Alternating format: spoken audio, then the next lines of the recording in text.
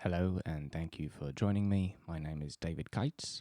I am an anthropologist and sociologist specializing in the comedic art form of roasting, specifically Anglo-Saxon roasting concentrated in North America.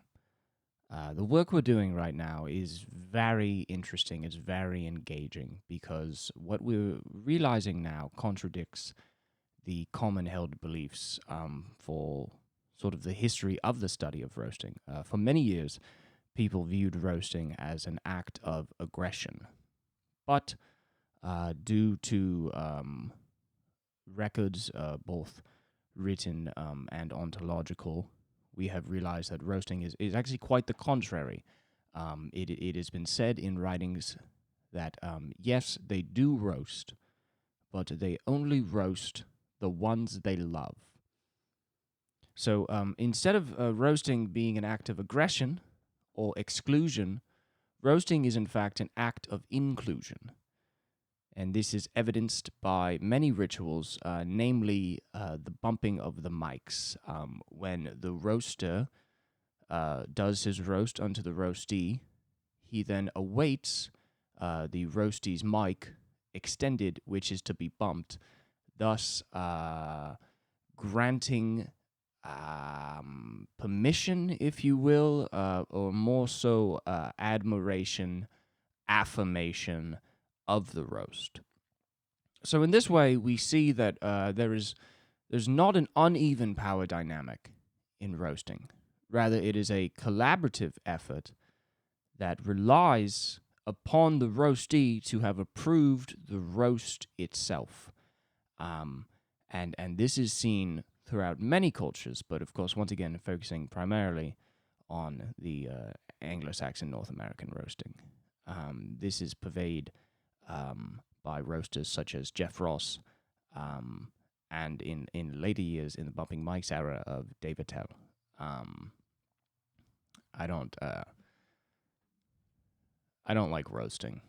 I don't understand it as a comedy art form. I have a lot of good friends, very nice people who are roasters.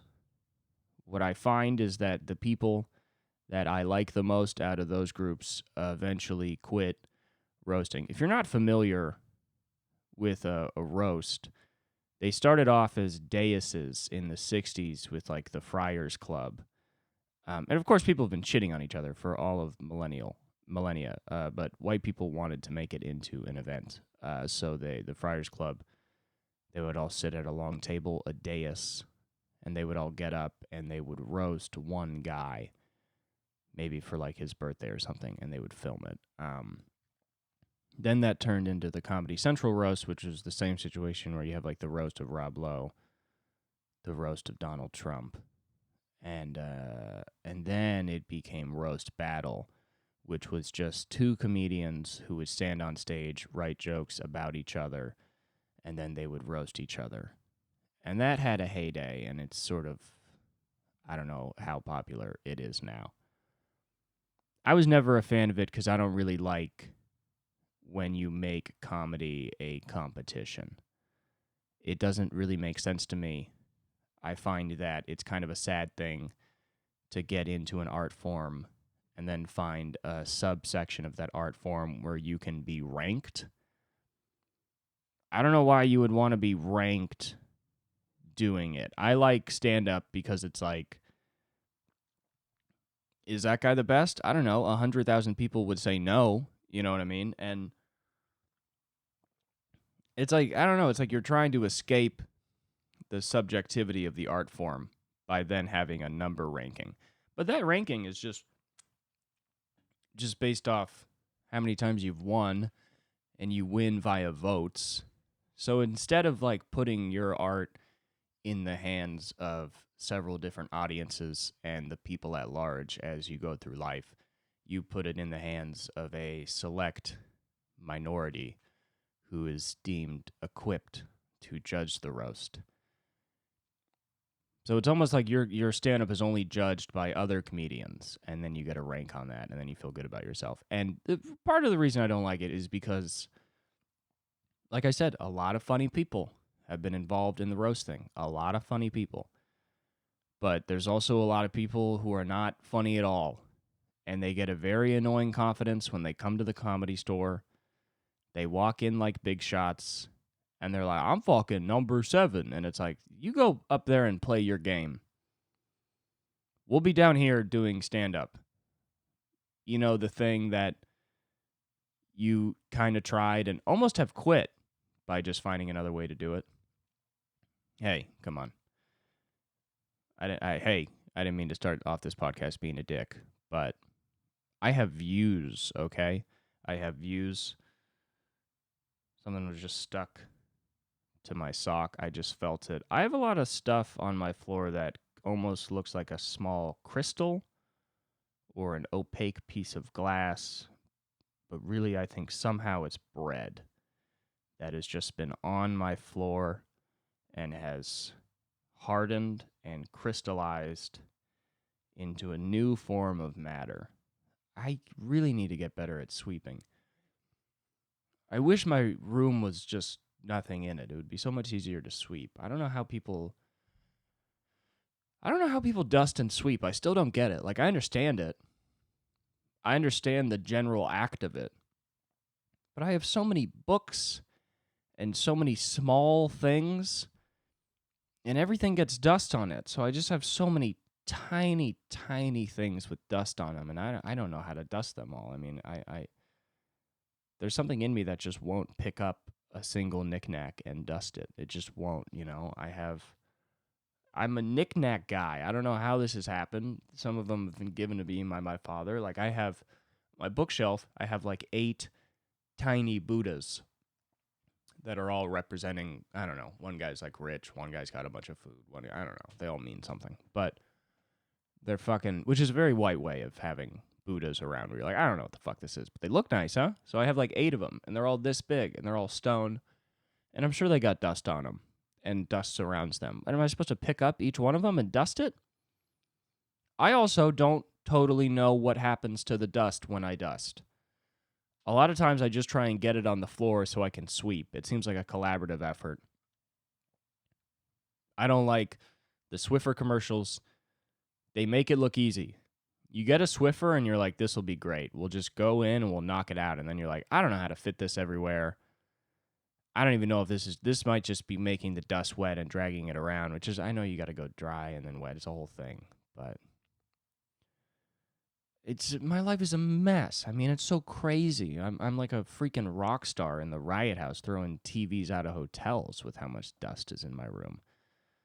Fuck, man. I mean, this is interesting. I mean, fuck, this is good. You know what I mean? This is the kind of broadcasting that you want. Because a lot of people, you know, they listen to podcasts done by professionals who are funnier in way better sound studios with way better backdrops and environments. And what my podcast offers you is the opposite. So you don't watch my podcast to enjoy my podcast. You watch my podcast to then listen to another, you know, maybe a similar genre of solo podcasts like Bill Burr or Tim Dillon. You listen to mine so you can listen to those and you can see that they're actually pretty good at what they do. And it's actually pretty hard, you know. But you got to listen to mine first is the thing. People make the mistake of only listening to the famous and talented people, when in fact, what you should do is you should listen to a guy like me and go, man, this is rough. I mean, he's got nothing to talk about. The sound isn't that good. I don't understand his backdrop. Like, there are curtains, but they never look like stage curtains. He never gets them right, you know? They just always look like he just put curtains behind him. And it's a subtle difference, but it's a difference you notice. And you got to watch mine first to see that and to go, oh, okay. So the other guys aren't just talking. They're performing, and they're actually good at it. Because if you're not good at it, you are just a guy speaking. And that's what this is. It's the nitty-gritty, you know what I mean? It's, you know, in many ways, I would equate my podcast to Outkast in the early days when they were just in a fucking basement that they called the dungeon, making rap that was overshadowed by West and East Coast, and people put no respect on them. The only difference between me and them is sheer raw talent. They have it. I don't, but I do have a mic. There is what sounds like a humongous or a fleet of humongous helicopters passing over my apartment right now. I hope you can hear it, okay? I hope you can hear it so you know how hard professional sound techs are working, okay? Because I am begrudgingly the sound guy, the video guy, the producer, and the talent. And you find that nobody is good at all of those. And sometimes you're not even really that good at even one of them. It would be funny. I bet there are a lot of guys, maybe I'm one of them. I don't think I am, though, because I'm terrible at production stuff. But I bet there are a lot of guys that started podcasts and after doing it for a little bit, realized that their talent lied more in production. Like they did it for long enough, and then they stopped and were like, man, my podcast looks great and it sounds great, but nothing being said on it is interesting at all. And then eventually they just get into producing podcasts, which honestly is probably the case. Most podcast producers for like professional comedians podcasts are usually comedians themselves. Like most of the time they're comedians themselves. I can name, a few. So it's honestly, that's probably the case. Which is sad. That like you want to be the person on the podcast, but then you spend your life facilitating somebody else's. But eventually you break out and you either start your own business as a producer or you go start your own podcast and things go fine, and we love to see it. And eventually I will break out from my own podcast and I will start a new podcast that will be a rebellion of this one. But it's a fully internal rebellion.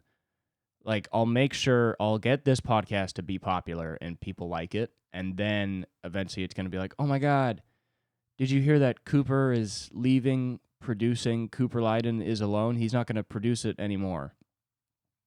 And then I'll be here and I'll still do this podcast, but I'll put like no work into it at all. And like the camera will be upside down and like the mic will be here, but the audio is going to be from the phone.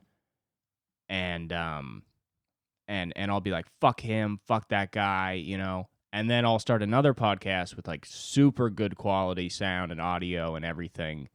And it will be, the content will be way worse. So it's like you can kind of, neither one is great because they're both lacking in one part. But if you combine them, if you just overlap both audios, then you get something that's very confusing. But, I don't know. Maybe on the next one, my guest should be me. Maybe I could do some editing and have two cameras and ask myself questions. Because listen, I could ask myself the tough questions. You know what I mean? I could ask myself like, hey, Cooper, if we were in the 60s, do you think you would have protested the Vietnam War? Do you think you are as cool as you think you are? Or would you have been a yuppie? That's an important thing for people to realize. I think everybody thinks that they would be one of like the hippies, like the fuck it people, And the answer is definitely no. And I think the answer for me is probably no. I think I would agree with all those people, like today, but my self-interest and selfishness would lie in other things, maybe like stand-up even, and I would not really be out there in the streets doing shit. I don't know. I don't know if it was easier or harder to rebel back then. I think it was functionally easier because functionally, if you grew out your hair, you were rebelling. But by growing out your hair, because that was such a rebellion, you also can't get any jobs anymore. So it was like, since it was a more conservative time, even a little bit to the left was radical. Which I think maybe was the good and the bad. It's like, what did the 60s really get done in concrete?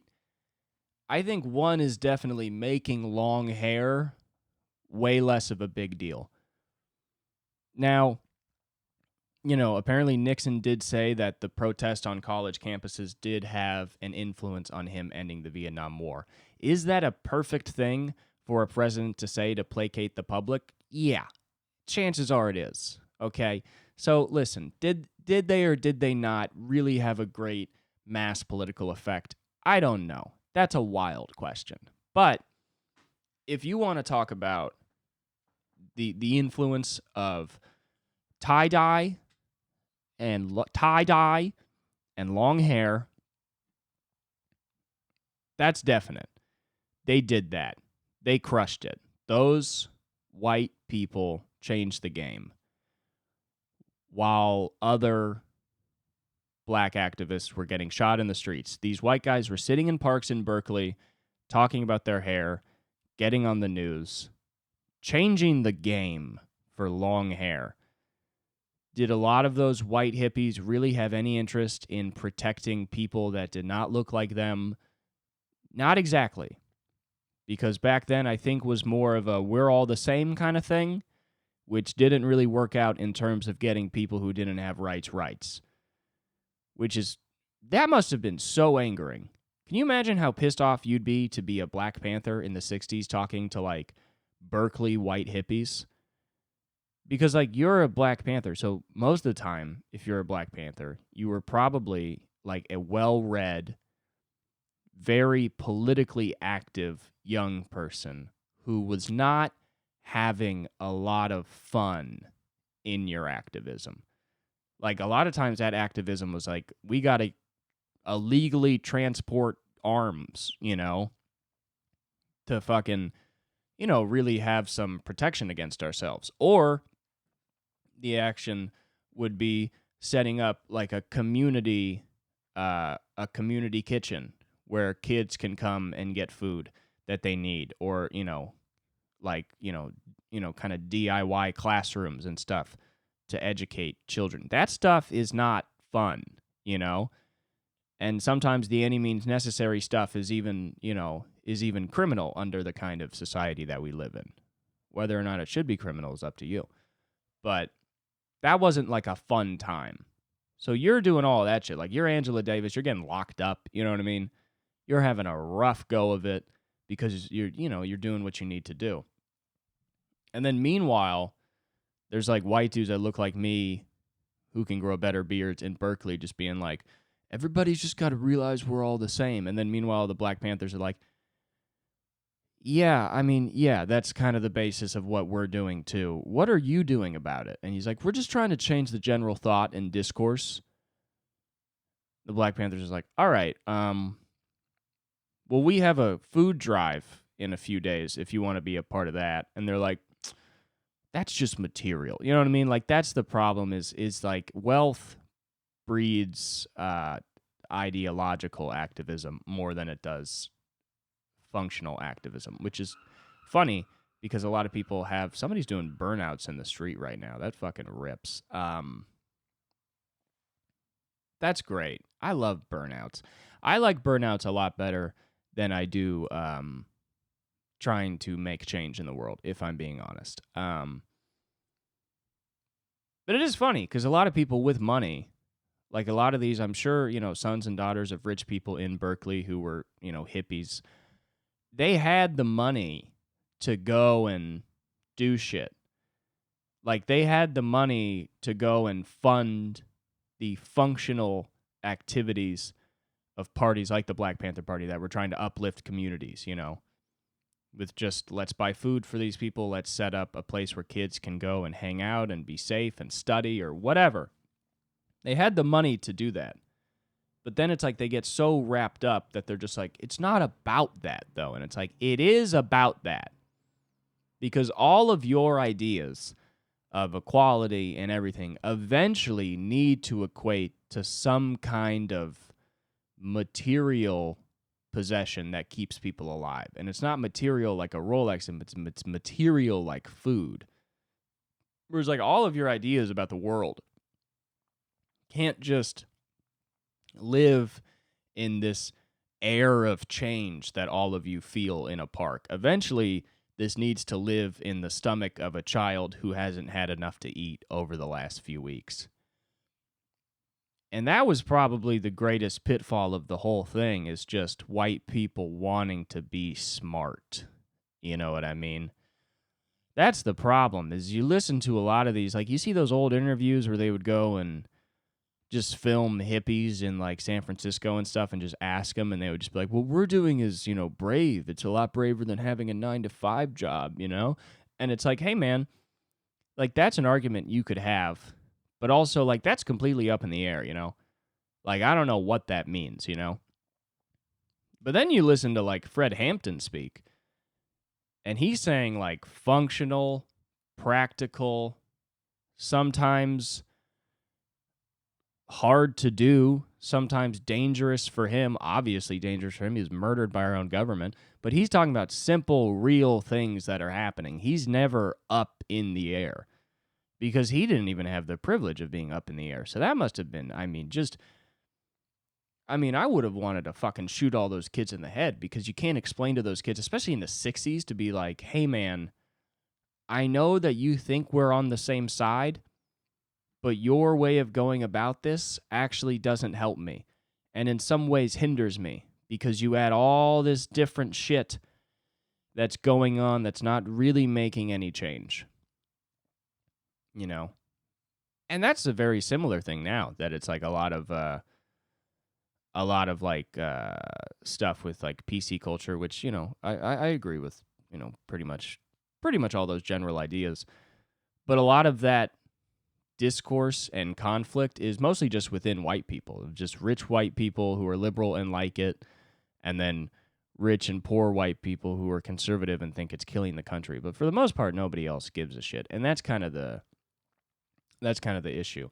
And that's the kind of stuff that we like to talk about on the Cooper Lyden is Alone podcast. And it's great to get into topics like this on a comedy podcast that is also solo, because there's nobody to throw in a joke at any point. It's just you, and sometimes you're just serious for like a solid 10 minutes after an only mildly funny beginning to the podcast, and that's where you end up. But maybe that's where you want to be. I don't know.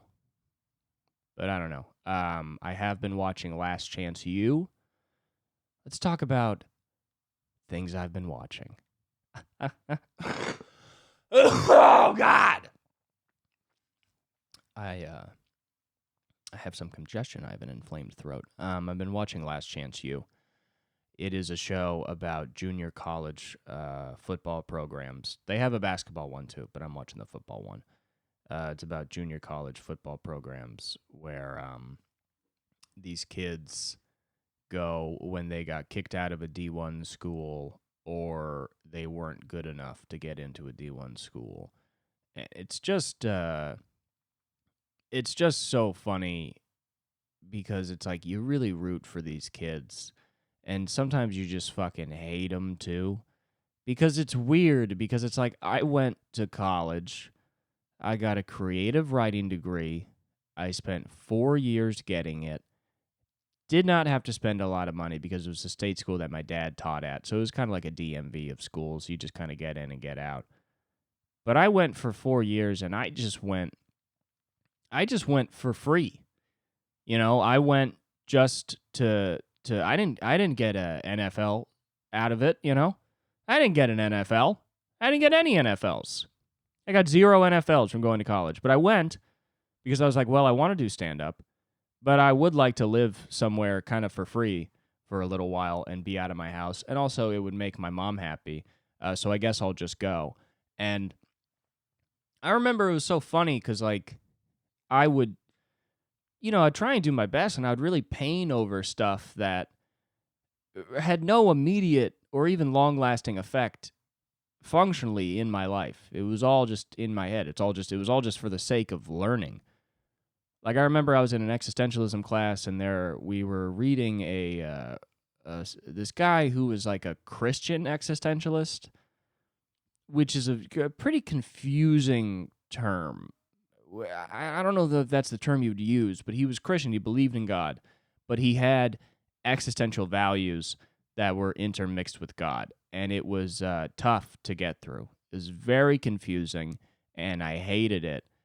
But I tried very hard to get it and was pushed by my teacher to understand it. And eventually, I understood it. And the only thing that came out of that was me passing that class and not having to take it again. It's not like if I passed that class, I could get a scholarship from LSU. That was never on the table.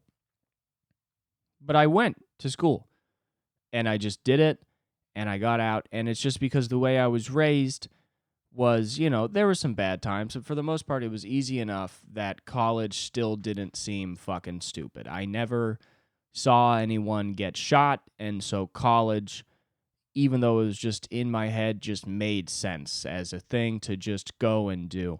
But a lot of these kids, like one kid, his father killed his mother in the home when he was 5. And then after killing his mom, he ran out away from the police and then shot himself in the head. So this kid didn't have parents since he was 5.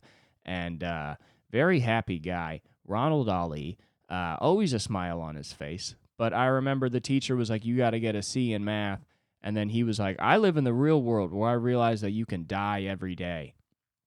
And it's so funny for a fucking teacher to, like, or a guidance counselor to be like, you just got to get a good grade. And then the kid is like, people just die every fucking day and nobody cares. And then you got to be like, listen, man, I don't know how to tell you this, but like right now, that doesn't matter. Okay? You are living on campus at a community college in East Mississippi. Chances are you're not going to die. If you could think about something else right now and just study, it would make everything a lot easier. But she can't say shit to some of these kids. And it's just tough because, it's like she's looking at a kid and it's like, it's crazy because it's like I was saying, like I went to college for free. These kids have the greatest motivation that anybody could possibly fucking have for going to college. It's the greatest motivation. There are a lot of people who went to college and made a bunch of money. Doctors, lawyers, whatever. Nobody in the world has a greater motivation to go to college than a potential D1 athlete.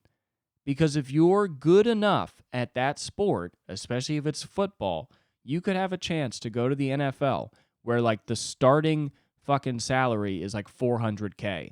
The average time that people stay in the NFL is like 1.4 years. It's not a lot of time. My point is, even if you are not great, you could maybe make it to the NFL for 1 year and make $400K, and that'll be more money than you make in a year than maybe the rest of your life because you're not good at anything else. And even if you don't make it to the NFL, you could go play in the Canadian League, you could play in the U.S. Football League, you could play in the XFL. There are other professional sports leagues that will also pay you probably maybe in the hundreds of thousands, if not high thousands, for a few years, and make a bunch of fucking money. And the only other jobs that will do that are like doctors and lawyers and shit that you can't do because you didn't get a degree in it, you don't want to do it, it's not your interest. The football is your life. And the most money you're going to make off of football is in the next 5 years. And that's mostly it. Chances are that's it. Chances are you're not going to be a Hall of Famer. If you were really so great, you might have gotten away with the way you were acting, but you didn't, so you got kicked out of Penn State or whatever. And now you are where you are. These kids have the greatest motivation in the world. The teacher is telling them, dude, you could maybe make $1 million, but you got to, right now, you got to pass this class. And still these kids are just like, I am leaving. And I don't know what to do, But, yeah, it's funny because you root for the kids up until the end of every season where they show the black screen and the white letters tell you what they were doing because you've been, they got, you're just rooting for this kid. They're like, it's fucking Corey. He's going to do it. And at the end, they're like, Corey passed all his classes and he received a scholarship to Florida State University to play starting quarterback. And you're like, wow, that is big. And then another white line comes up and they're like, before he beat a man to death at a nightclub, he is currently awaiting trial. And you're like, fucking Corey, God damn it. But even that's not even a fight. It's even worse because it's not like, oh, they fucked up at a bar. It's like, oh no, he received all these offers and then he just didn't show up for his final and he lost every single one of them. Can you imagine if you were just fucking broke for most of your life because you committed your life to football, you have no interest in doing anything else, you didn't get a full degree, you're broke for the rest of your life, and when people are like, why are you broke? What do you think was the moment that things really got fucked up for you? You would be like, probably 9:30 a.m. on a Wednesday 24 years ago when I decided to sleep in because I thought that would be better than just going to class. And it's like that, it's just crazy, you know? And it sucks because it is true that, you know, power comes responsibility, where it's like these kids have the chance to do something great, which means that all of their small decisions can have a disastrous effect on the rest of their life. Is like it's all right now. This is the only time where they can do it and they can really set themselves up for the rest of their life. This is right here, right now. They have to do it. And then they just don't.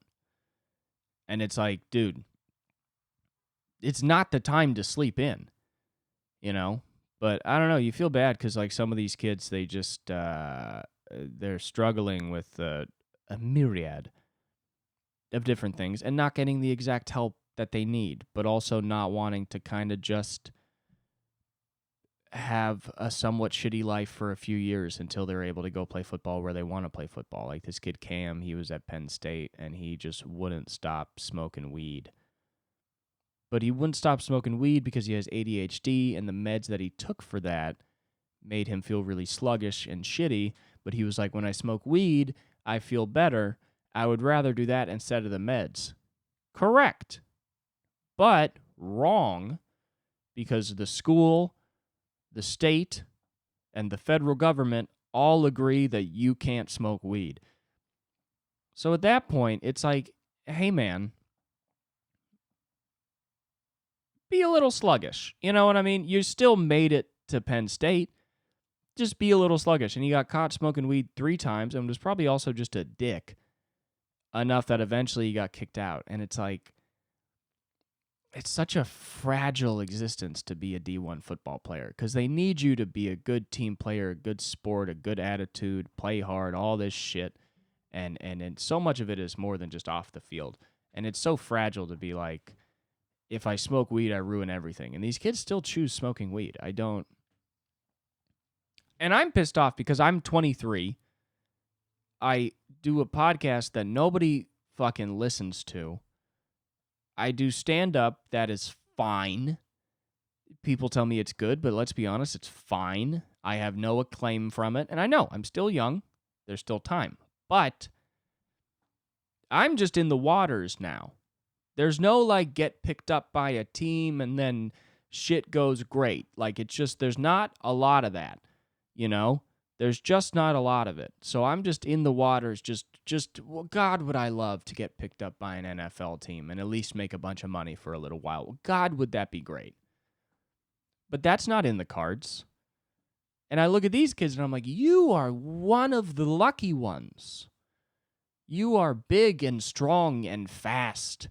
And you have sports intelligence. You have a kind of intelligence that people underestimate and don't realize how rare and amazing that is. Like people don't understand. Like, if you have the kind of intelligence of like an all-star defensive lineman, that's a kind of intelligence not a lot of people have. You know, that's seeing a hole. That is just finding inches of movement and knowing how to shift your body to get past people. There's a lot of big guys, but a lot of big guys can't do that. You have all that. And I look at them and I'm like, take it. Use it. You're one of the lucky ones. And it's factual. You can see it with statistics and highlights. You can slow the video down and you can see that you're better. Now, in many ways, I like to believe that I have some sort of comedy prowess that I'm lucky to have, and maybe I do. Probably doesn't seem like it on this episode. But that's even still is just all up in the air. There's no stats on me. And that's why people like roast battle, because they get stats in stand-up. You know, you get a stat, and you're like, all right, this looks pretty, you know, I got 4 wins. This looks pretty good. But I don't know. There's one guidance counselor. She was like one of the most loved people. The first 2 seasons of it were at East Mississippi Community College. And the guidance counselor there was a woman named Miss Wagner. She's a single mother who is a overworked guidance, like athletic guidance counselor, trying to get all these kids to D1 schools. She has like very few hobbies or friends.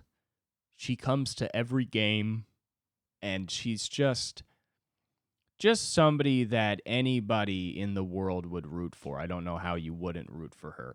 Season 1, she had braces. She was an adult with braces, so it's just a lady trying her best. She's also pretty. So every scene with her feels like a porn is about to happen, is what I'm getting at, because there's all these young, hot black dudes, and they're always playing around with her and being like, Miss Wagner, you got to relax. You're so overworked. And then she's like, yeah, I would. It's just hard with, helping you guys out and raising my daughter on my own. But the thing is, it's real life. It's not porn. So she says that, and instead of her looking over and the guy having his dick out and being like, this is hard or whatever, it's just a kid, and he's like, yeah, that is pretty tough, actually. That's rough. And then he walks out the room, and then the camera stays in her room, and it zooms in on her just going like, I don't know what I'm going to do. Like, just head and face, They did 2 seasons on them. By the end of that season, she eventually starts her own business where she's consulting student athletes. So that's good. That's the best. What they did after is like fucking Ms. Brittany got out of there, That's best case scenario. I don't know. I would I want to start living my entire life like I'm in Last Chance U. You know what I mean? Like I'm a coach in Last Chance U. That's how I want to act. I want to look at all my roommates and be like, "You're 33 years old. You're sitting on the couch every day playing Nintendo games with an emulator. This is it. This is your shot. There ain't nothing after this, and you're blowing it. And for what? For what? Why? Because you think you're better. Because you think that you're better than this program. You need to get up right now and make a clip to post on Instagram if you want to be the best." That's what I need. I need a Last Chance U coach in my life. I need a guy hovering over me just being like, "You think you're funny. You think you have what it takes. Do you know how hard it is to be Dave Attell? You don't have what it takes to be Dave Attell. You don't have what it takes. You are Carlos Mencia at best." I'm like, "I'm not Carlos Mencia, coach." Well, that's what it looks like. That's what it fucking looks like. Looks like somebody that doesn't give a shit. Now go make a clip. Make a fucking clip to put on Instagram and show me you give a shit. Because I haven't seen it yet. I have not seen it.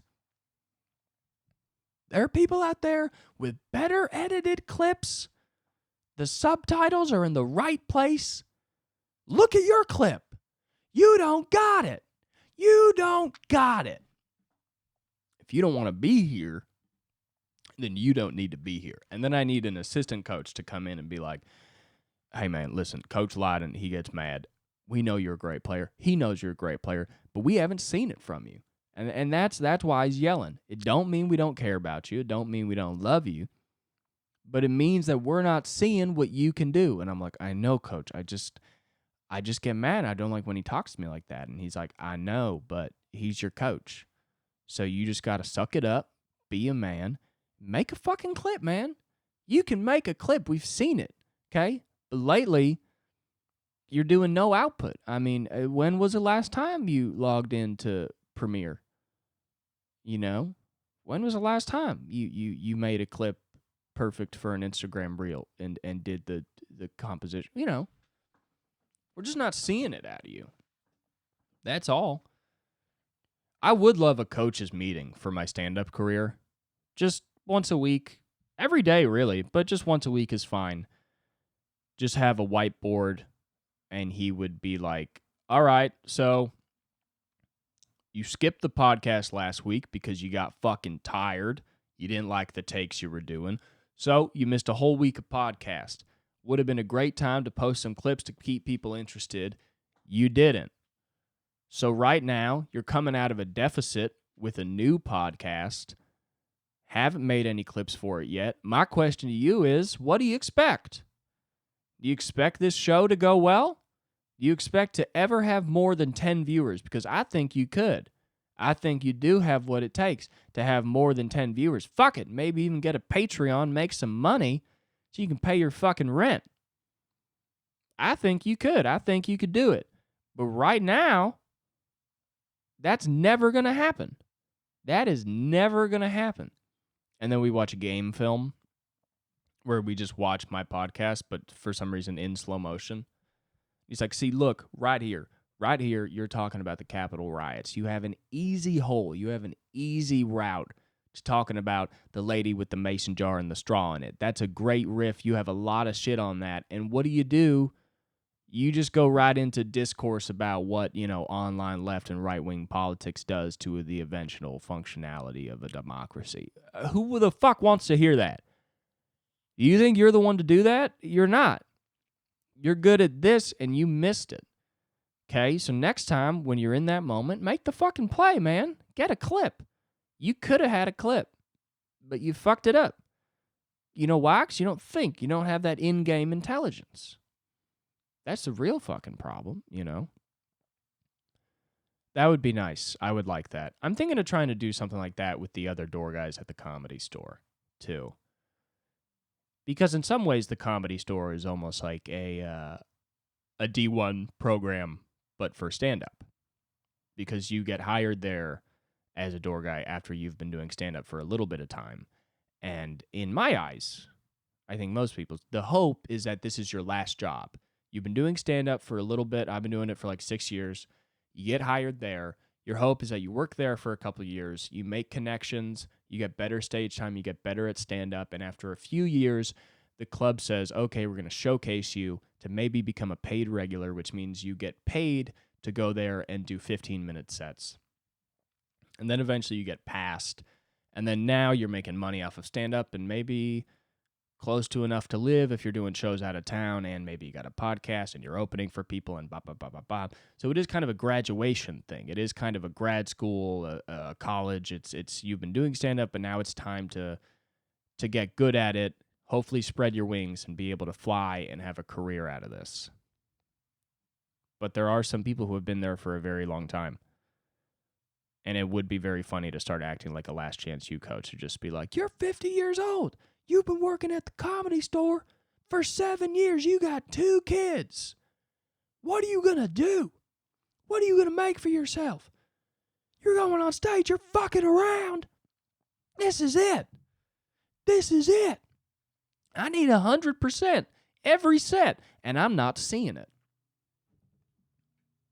I don't know. It would be funny to do that to little kids if you became like a little league coach or like a Pop Warner football coach, to like talk to 8-year-old kids and be like, Travis, you fucked up just about every single fucking opportunity that you've ever had, okay? You used to play for the Eagles over at Shadow Ranch Park, but you quit because it was too damn hard. You came here for an easy ride. Well, guess what, motherfucker? You're not getting it here. I'm on your ass, okay? I'm on your fucking ass. And I haven't seen shit. I haven't seen shit yet from you, okay? You're a 4'11", 9-year-old. You can play, man. You can make it happen. You're our biggest dude out here, and we ain't seen shit from you. What was that? You need a little bit of water? Yeah, can we get us some water, please? I would like to coach kids. I guess I would have to do it in like cross country, because that's the only sport that I probably understand enough to actually teach kids in. And I know a lot of people are watching this being like, that's not a sport. Running is not a sport. And of course you understand it. It's just running. And to you, I will say, fuck you, I'll fucking kill you. No, of course running doesn't have memorizing a bunch of plays or a bunch of styles of play the way that football does. But there is a way to teach running. Some people don't necessarily know the best way to teach running. And it is technical when you're really good at your job because you understand stretches, certain workouts, ways of eating before and after races that will get you the best performance ever. I do think it would be fun, though, to get a bunch of kids screaming. I'll be honest, I fantasize about that of I don't like the word fantasize. It always sounds sexual. But I think about how fun it would be to have like a group of 7-year-olds and be like, okay, guys, before every race, we're going to do a warrior scream, you know?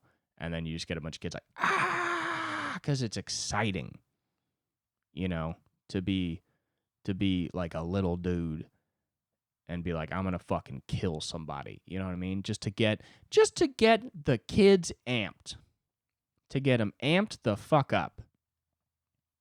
I don't know. Maybe if comedy doesn't work out, I'll figure out a way to get into coaching. I wonder if that's something you can kind of start from the bottom.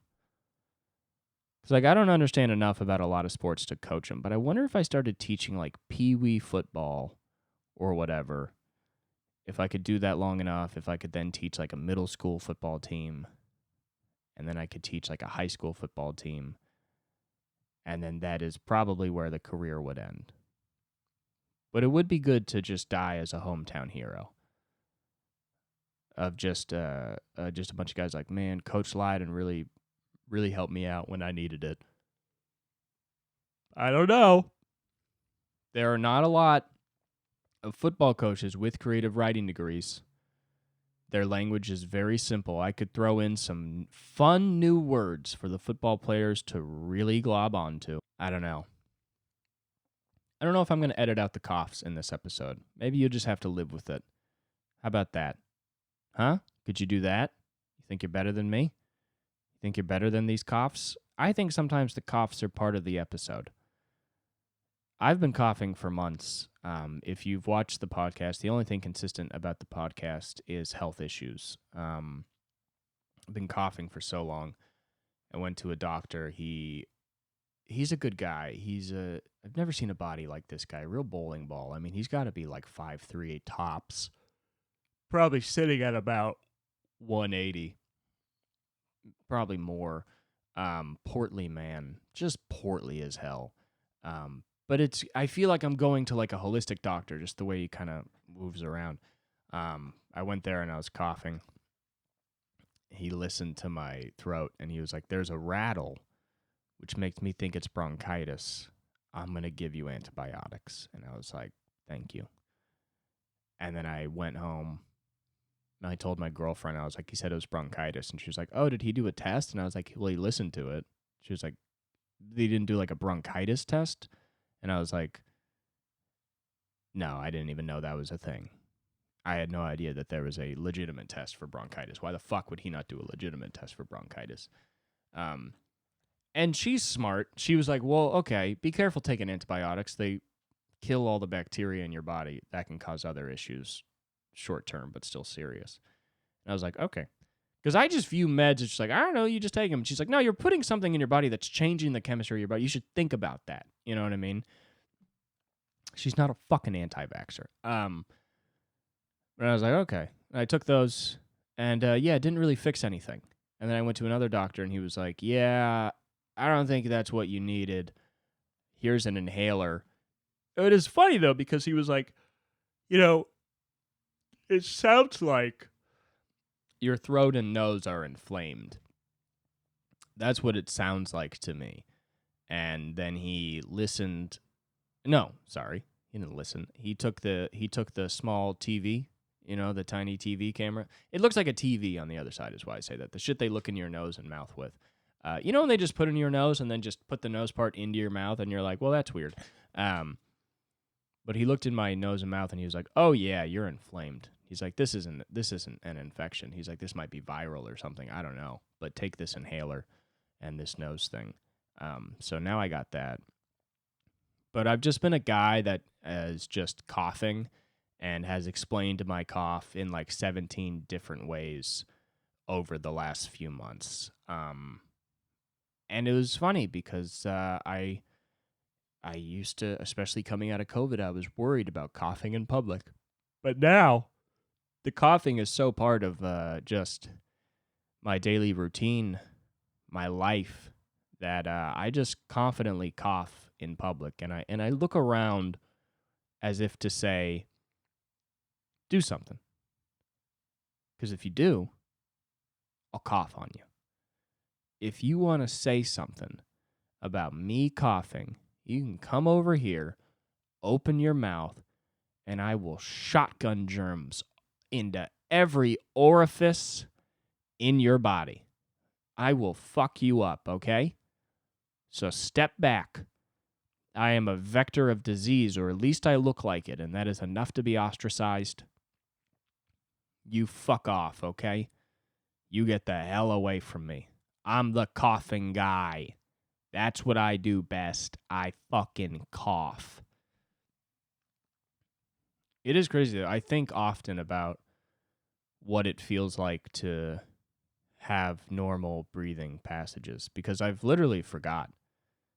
Like it's been like 6 months, if not more, of just on and off, mostly on, just coughing and phlegm and everything. It's not fucking pneumonia or whatever, you know. But I think I'm like, damn, I remember.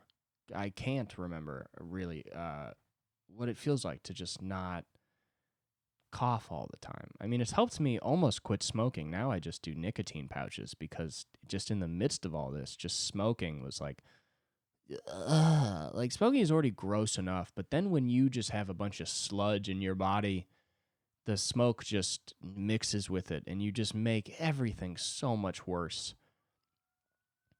Part of me, I mean, I told the doctor this. I was like, part of me feels like my body's just rejecting it. And it's funny because when you say that to a doctor, when you're like, yeah, I think I've maybe smoked too much and my body's just sort of not accepting it anymore and it's just making a bunch of phlegm and fucking me up, they never say that's probably not the case, because they don't want to say that. They never want to be like, no, I'm sure the smoking's fine. So they're always like, yeah, that could be it. The fucking cop is just using its signal randomly and annoyingly. I actually saw the funniest thing came in. It might be the same cops, but I was driving today and I saw 2 cops parked outside of a house. And it was 2 women were the cops. And when I passed the car, I heard the cop car just go whoop, like it had the little siren thing. And then I looked and I saw a little pink hood, and I realized that these 2 cops were allowing a cute little girl to press the siren button in the car. And I was like, now that's good policing. Now that's just good policing, where I don't know how this call started, but the fact that it is ending with a tour of a police car for a young child, I mean, that's a lot of fun. You know what I mean? I mean, that's a great way to be a cop. Really, there's just some terrible domestic dispute in this little girl's house. But she will remember that as the day that she got to see what it looks like inside of a cop car. But like the front, not the back. You know what I mean? You can fool a kid real quick. She'll look back and be like, yeah, I don't know why. Some people were yelling, but I don't know. Then the cops were nice enough to come by and show me what their car is like. And that was pretty interesting to me as a 3-year-old girl. I wanted to stop and be like, man, I don't know if this is good or bad, but that kid looks happy. I like it. Keep it going. Keep it up. Or don't. I don't know. I should be the mayor, which is why I'm running for mayor. I'm going to run for mayor in the next election. And I'm still going to do the podcast weekly as mayor. But it's going to become a bit more of a fireside chat. I think, honestly, if I'm mayor, the podcast is going to get a little more political. It's going to have a little more talk about, you know, current affairs in LA County and things like that. So that's something to look forward to, something to expect. Honestly, if you have a podcast that's super successful, it's a pretty great way to run for mayor, because you just have built-in advertising to millions of people already. That's kind of scary, actually. That'll start to happen if it hasn't already happened. Maybe I could be the first to really be the downfall of society. I wouldn't be the first, but I could be the last. That's what it's all about. You want to be the last one to really ruin the world. Anyway, thank you so much for tuning in to another episode of Cooper Lyden is Alone. We're pretty much at an hour. Don't check the time. I know it's more like 55 minutes. Shut the fuck up, okay? If any of you snitches come into the comments and say that I'm not doing a full hour, I will find you and I will fuck you up, okay? I am a broadcaster and you will respect me as such. Am I a low-level, almost not at all broadcaster? 100%. But am I sitting in front of a mic and talking for pretty much an hour if you fucking round up? Yes. The answer is yes. As long as I do over 50% of an hour, 30 minutes, then you can begin to round up. So really, if I do 31 minutes, I might as well have done an hour mathematically. In the grand scheme of things, time, an hour is very short in the grand scheme of time, billions and trillions of years. So you might as well round up, It's almost like an hour never even happened, even if I do it, So that's something to think about. The mayoral campaign is coming soon enough, but until then, love yourself, your brother, and your mother like no other. I love you so much. Thank you. Goodbye.